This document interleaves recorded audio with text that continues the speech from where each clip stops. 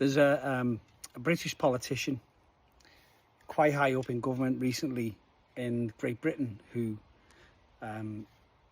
admitted that she used to be a Christian, had grown up a Christian, but at some point in her life, through witnessing tragedy and horror in the world, said that it felt like the candle got blown out of her faith.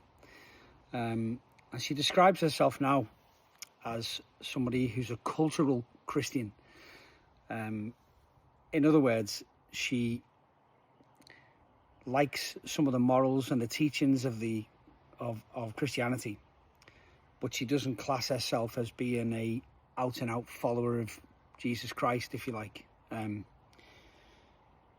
Kind of a bit like it was in Jesus' time, where there were people who followed him for all kinds of different reasons. Some people followed him because they, the disciples, who nearly all the disciples who believed he was the Messiah, and they believed he was the Son of God, although they didn't understand it all.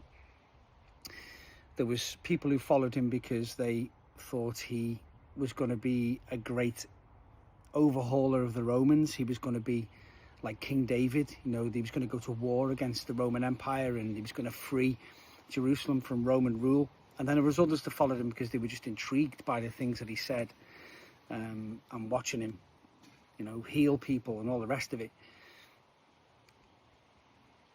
But only one of that group were true followers of Christ, and that was the disciples, and all of them bar one lost their lives to follow Jesus Christ. Eventually, they were all martyred.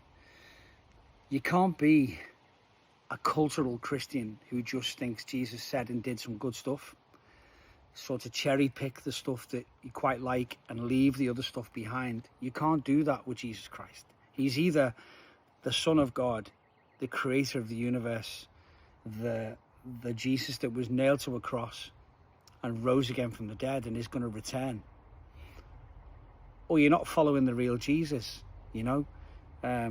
and to believe those things means you have to surrender your life to Jesus, give yourself over to Jesus completely as his follower.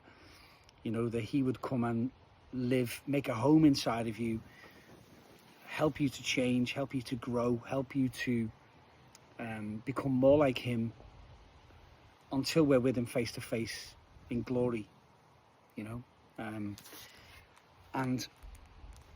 And so a cultural Christianity doesn't really exist. It's not a real thing. It's a made-up concept. You're either in or you're out.